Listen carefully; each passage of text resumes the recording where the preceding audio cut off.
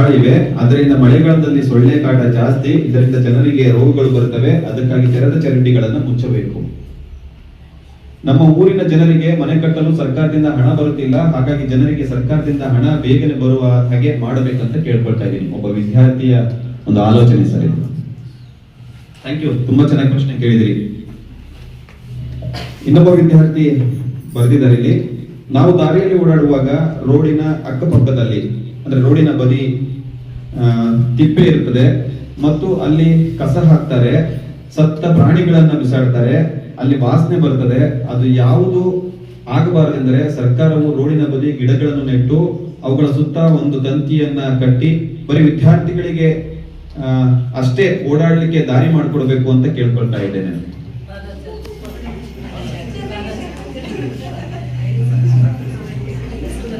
Sir ಇನ್ನೊಂದು ನೋಡಿ sir, ಅವರ ಮನಸ್ಸಲ್ಲಿ ಅನ್ಸಿರೋದು ಹೇಳ್ತೇನೆ.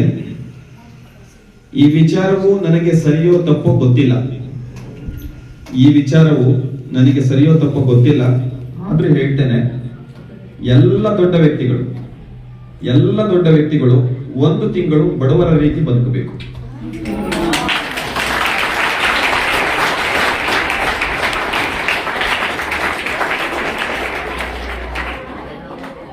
ಎಲ್ಲ ದೊಡ್ಡ ವ್ಯಕ್ತಿಗಳು 1 ತಿಂಗಳು ಬಡವರಾಗಿ ಬದುಕಬೇಕು ಮತ್ತು ಆಗ ನಮಗೆ ಬಡವರ ಕಷ್ಟ ಗೊತ್ತಾಗ್ತದೆ ಮತ್ತು ಬಡವನ ರೀತಿ ಹೊಲದಲ್ಲಿ ಬಿತ್ತು ಉಳಿಮೆ ಮಾಡಿ ಬಡವರ ಕಷ್ಟವನ್ನು ಅರಿತು ಪರಿಹರಿಸಬೇಕು.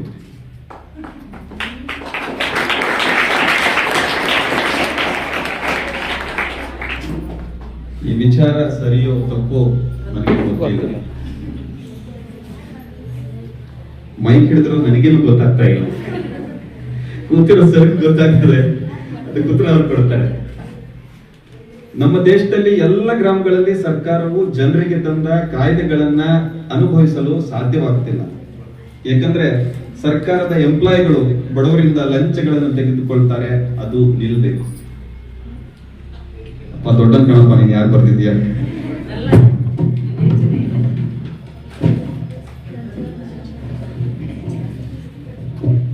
ನಂತರದ ವಿದ್ಯಾರ್ಥಿ ಬರೆದಿದ್ದಾರೆ, ನಮ್ಮ ಶಾಲೆಯಲ್ಲಿ ಕೆಲವೊಂದು ಬಾರಿ ನೀರಿನ ಅಭಾವ ಉಂಟಾಗ್ತದೆ. 2 ದಿನ ನೀರು ಬಂದ್ರೆ 3ನೇ ದಿನ ನೀರು ಬರೋದಿಲ್ಲ. ಶಾಲೆಯಲ್ಲಿ ಶಿಕ್ಷಕರು ಪಾಠ ಮಾಡುವಾಗ, ಹಲವು ಟ್ರ್ಯಾಕ್ಟರ್ ಹೋಗುವಾಗ ಅಥವಾ ಶಾಲೆಯ ಪಕ್ಕದ ಹೊಲವನ್ನು ಸ್ವಚ್ಛಗೊಳಿಸುವಾಗ ಅವರು ಹಾಡುಗಳನ್ನು ಹಾಕುವುದು, ಇದರಿಂದ ಮಕ್ಕಳ ಪಾಠವನ್ನು ಬಿಟ್ಟು ಹಾಡಿನ ಕಡೆಗೆ ಗಮನ ಕೊಡುತ್ತಾರೆ.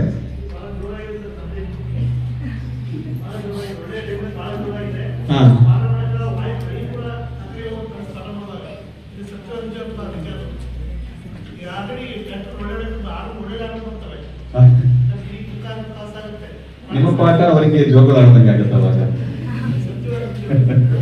ಶಾಲಾ ವಲಯ ನಿಧಾನವಾಗಿ ಚಲಿಸಿ ಎಂದು ಫಲಕವನ್ನು ಶಾಲೆಯ ಮುಂದೆ ಹಾಕಿಸುವುದು, ನಮ್ಮ ಶಾಲೆಗೆ ಒಂದು ಭೋಜನಾಲಯವನ್ನು ನೀಡುವುದು, ಗ್ರಂಥಾಲಯಕ್ಕೆ ಇನ್ನೂ ಹೆಚ್ಚಿನ ಪುಸ್ತಕ ಕೊಡುವುದು.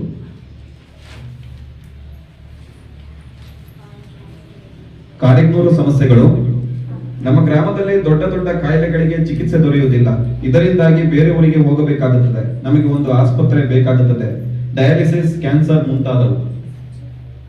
ನಮ್ಮ ಊರಿನಲ್ಲಿ ಗ್ರಂಥಾಲಯ ಇದೆ, ಅದಕ್ಕೆ ಕಂಪ್ಯೂಟರ್, ಜೆರಾಕ್ಸ್ ಪ್ರಿಂಟರ್ ಬೇಕಾಗುತ್ತದೆ ಹಾಗೂ ಕೇರಂ, ಚೆಸ್ ಮುಂತಾದ ಆಟಿಕೆಗಳು ಬೇಕು. ನಮ್ಮ ಶಾಲೆಯಲ್ಲಿ 8B ವಿದ್ಯಾರ್ಥಿಗಳಿಗೆ ಕೊಠಡಿ ಇಲ್ಲ. ಇದರಿಂದಾಗಿ ನಾವು PE ಕೊಠಡಿಯಲ್ಲಿದ್ದೇವೆ. ನಮಗೆ ಒಂದು ಕೊಠಡಿ ಬೇಕು ಎಂದು ಮನವಿ.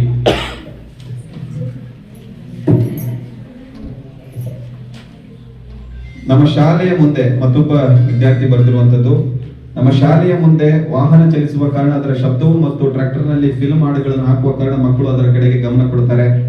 ನಮ್ಮ ಊರಿನಲ್ಲಿ ತಿಪ್ಪೆಗಳನ್ನು ಮನೆಯ ಮುಂದೆ ಹಾಕ್ತಾರೆ, ಅದರಿಂದ ಊರಿನ ಜನರಿಗೆ ಬಹಳ ತೊಂದರೆ ಆಗ್ತಿದೆ. ನಮ್ಮ ಊರಿನಲ್ಲಿ 1 ತಿಂಗಳಿಗೆ ಅಥವಾ 2 ತಿಂಗಳಿಗೊಮ್ಮೆ ಚರಂಡಿಯನ್ನು ಸ್ವಚ್ಛ ಮಾಡಿಸಬೇಕು, ಇಲ್ಲದಿದ್ದರೆ ಸೊಳ್ಳೆಗಳು ಬಹಳ ಆಗ್ತವೆ.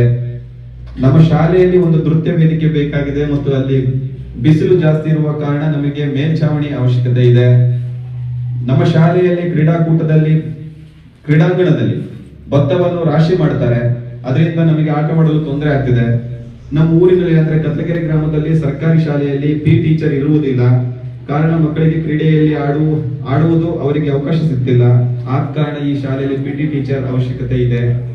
ನಮ್ಮ ಶಾಲೆಯಲ್ಲಿ ಬಾಲಕರಿಗೆ ಶೌಚಾಲಯ ಇಲ್ಲದಿರುವ ಕಾರಣ ಅವರಿಗೆ ಒಂದು ಶೌಚಾಲಯ ಬೇಕಾಗಿದೆ. ನಮ್ಮ ಶಾಲೆಯು ಮುಗಿದ ನಂತರ ಎಲ್ಲರೂ ಹೋದ ಮೇಲೆ ಅಲ್ಲಿಗೆ ಜನರು ಬಂದು ಜೂಜು ಮತ್ತು ಡ್ರಿಂಕ್ಸ್ ಅನ್ನು ಮಾಡ್ತಾರೆ ಮತ್ತು ಕುಡಿತದ ಬಾಟಲಿಯನ್ನು ಅಲ್ಲಿಯೇ ಬಿಸಾಡ್ತಾರೆ. ಇದರ ಕಾರಣದಿಂದಾಗಿ ಮಕ್ಕಳಿಗೆ ತೊಂದರೆ ಆಗ್ತಿದೆ. ನಮ್ಮ ಶಾಲೆಗೆ ತೋಟಗಾರಿಕೆ ಉಪಕರಣಗಳು ಮತ್ತು ಕ್ರೀಡೆಯ ಉಪಕರಣಗಳು ನಮಗೆ ಬೇಕಾಗಿದೆ.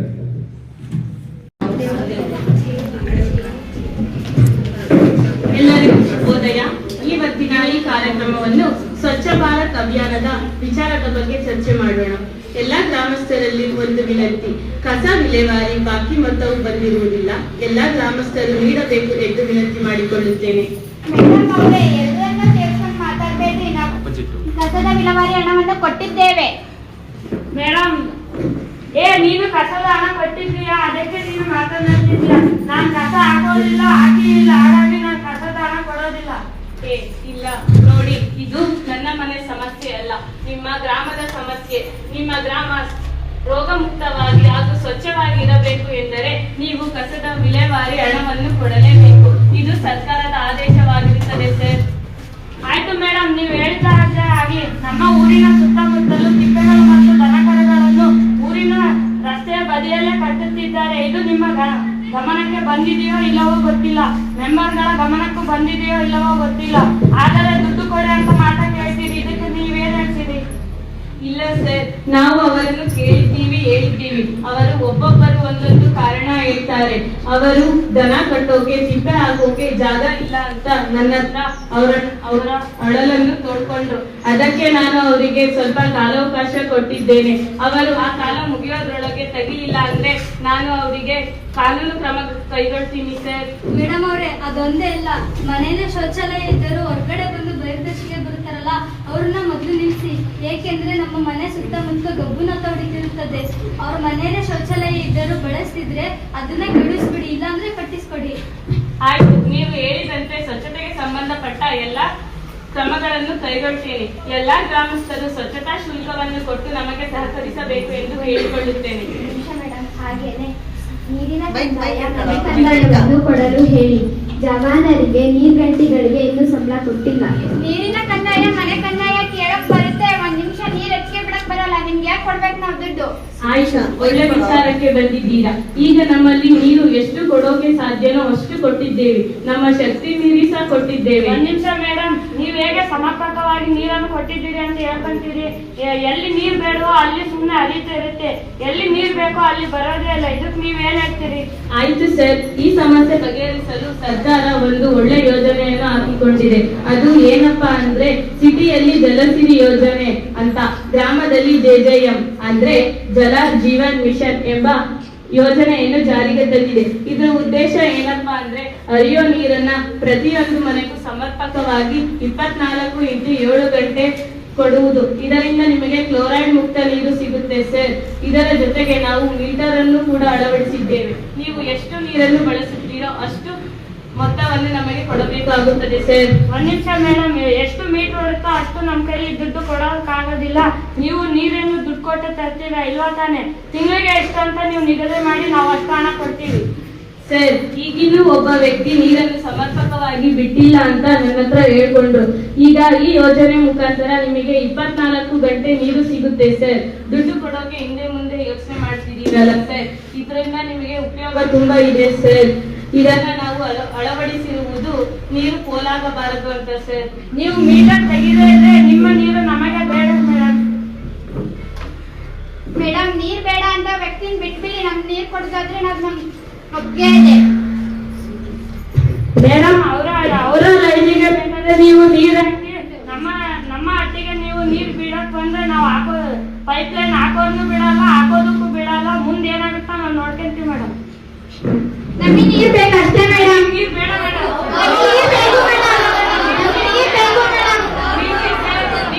ದಯವಿಟ್ಟು ಗಲಾಟೆ ಮಾಡಬೇಡಿ. ಇದು ಗ್ರಾಮ ಸಭೆ, ಇದ್ರ ಉದ್ದೇಶನ ಅರ್ಥ ಮಾಡ್ಕೊಳ್ಳಿ ಸರ್. ಈ ಯೋಜನೆ ನಿಮಗೆ ತುಂಬಾ ಉಪಯುಕ್ತವಾಗಿದೆ. ಇವರಷ್ಟೇ ಚರ್ಚೆ ಮಾಡ್ತಿದ್ದಾರೆ, ನೀವೇನು ಚರ್ಚೆ ಮಾಡ್ತಿಲ್ಲ. ನೀವು ಗ್ರಾಮಸ್ಥರಲ್ವಾ, ನಿಮ್ಮ ಅಭಿಪ್ರಾಯ ತಿಳಿಸಿ. ಏನ್ ಮಾಡೋದು ಮೇಡಮ್? ಅವ್ರ ಪರವಾಗಿ ಮಾತಾಡಿದ್ರೆ ಇವ್ರಿಗೆ ಬೇಜಾರು, ಇವ್ರ ಪರವಾಗಿ ಮಾತಾಡಿದ್ರೆ ಅವ್ರಿಗೆ ಬೇಜಾರು. ನಾವ್ ನೋಡೋಕಷ್ಟೇ ಬಂದಿದೀವಿ ಮೇಡಮ್. ನಮಗೇನ್ ಮೇಡಮ್ ಊರ್ ಸುದ್ದಿ? ಊರ್ ಉದ್ಧಾರ ಮಾಡಕ್ ಹೋಗಿ ಕಾಸಿನ ಸಾಕು ಬಡವನಾದಂತೆ. ನಿಮ್ಮ ಊರು ಉದ್ಧಾರ ಆದಂಗೆ ನೀರು ಕುಡಿಯೋದ್ರಿಂದ ಕ್ಲೋರೈಡ್ ಮುಕ್ತ ನೀರು ಸಿಗುತ್ತೆ. ಇದರಿಂದ ನಿಮಗೆ ಮೊಣಕಾಲು ನೋವು, ಸಂಧಿ ಊತ ಇಂತಹ ರೋಗಗಳು ಬರುವುದಿಲ್ಲ. ಸಮಸ್ಯೆ ನಿಮಗೆ ಬಿಟ್ಟದ್ದು. ಮೇಡಮ್ ನಮಗೆ ನೀರು ಬೇಡ ಮೇಡಮ್. ಮೇಡಮ್ ನಮಗೆ ನೀರ್ ಬೇಕು ನೀವು ಮೇಡಮ್. ನೀರು ಕೊಡೋದಿದ್ರೆ ನಮಗೆ ಮೀಟರ್ ತಕ್ಕ ನೀರು ಕೊಡಿ ಮೇಡಮ್. ಮೇಡಮ್ ನಮಗೆ ನೀರ್ ಬೇಕು ಮೇಡಮ್. ನಮಗೆ ನೀರ್ ಬೇಕು ಮೇಡಮ್. ಬೇಕು ಮೇಡಮ್ ನಮಗೆ ನೀರು. ನಮಗೆ ನೀರು ಬೇಡ ನಿಲ್ಸಿ. ಸಣ್ಣ ಮಕ್ಕಳ ತರ ಜಗಳ ಆಡಬೇಡಿ. ಎಷ್ಟು ಚೆನ್ನಾಗಿ ಜಗಳ ನಡೀತಿತ್ತು, ಎಲ್ಲ ನಿಲ್ಸ್ಬಿಟ್ರಿ ಮೇಡಮ್.